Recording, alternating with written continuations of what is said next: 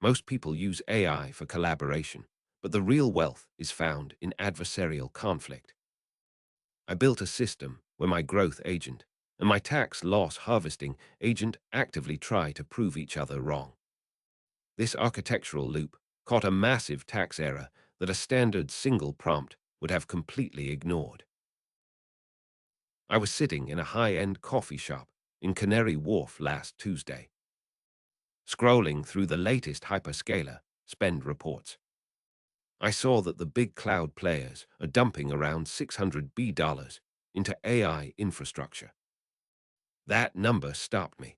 It means compute is no longer the bottleneck for us. We have finally reached the point where running 3 or 4 high-reasoning models simultaneously is a commodity. Most people are still using AI like a search engine. But the real power is in orchestration. When you have this much compute, you stop asking one AI for the answer and start making multiple AIs fight over it.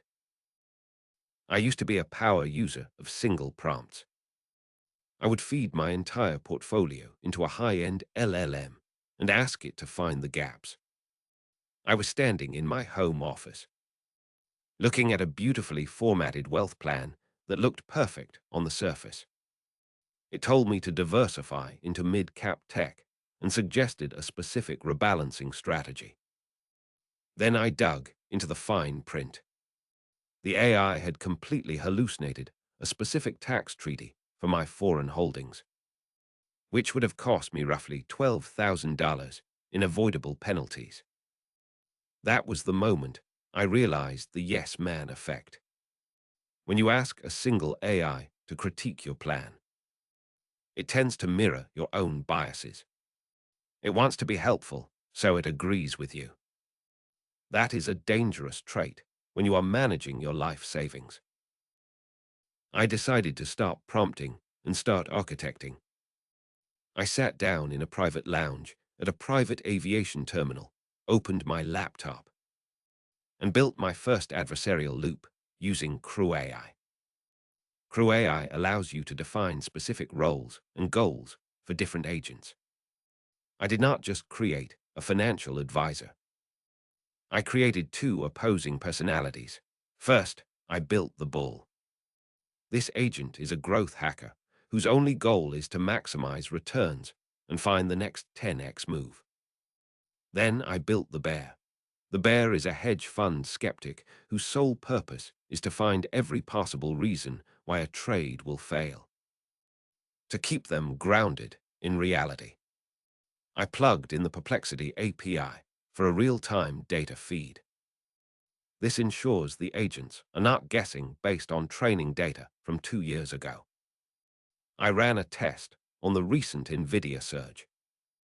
The bull saw the $500 billion demand forecast for AI chips and screamed buy. The bear immediately countered by pulling the $68 billion revenue reports and argued that the market had already priced in the growth. They went back and forth for 6 iterations. The result was not a generic suggestion, but a stressed, tested entry point that accounted for the downside risk. That is how you move from a guess to a strategy. 2 agents are a debate, but 3 agents are a board of directors. I needed a tiebreaker, so I integrated a third layer using LangGraph. LangGraph lets me create complex state machines, meaning I could force the bull and bear to submit their arguments to a third party before I ever saw them. I introduced the tax optimizer. This agent uses OpenAI o1 for deep logical reasoning. Its only job is to calculate the tax drag of any proposed move. I remember walking through a penthouse open house in the financial district when I triggered this system for a major portfolio shift. The bull and bear had finally agreed on a move into a specific sector, but the tax optimizer stepped in and shut it down. It flagged that the move would trigger a short-term capital gains event that would wipe out 30% of the projected profit. It suggested a specific tax loss harvesting move in my legacy positions to offset the gain. The other two agents had completely ignored the tax implications because they were too focused on the price action. This is the adversarial loop in action. One agent finds the profit, one agent finds the risk, and the third agent finds the cost. The final piece of the system is the executive summary. I stopped reading chat logs entirely because they are too noisy. I programmed the system to only output a single board memo. This memo follows a strict format. It lists the proposed move, the primary objection from the bear, the tax cost from the optimizer, and a final consensus score. If the consensus score is below 80%, the system marks the trade as blocked. It does not matter how bullish the growth agent is. If the bear and the optimizer cannot be convinced, I do not move a single dollar. I stood at the display counter of a jewelry boutique on Bond Street last month, looking at a piece that cost more than my first car. I felt completely calm because the funds for that purchase came from a trade that had passed this three-stage gauntlet. I was not gambling on a chatbot suggestion.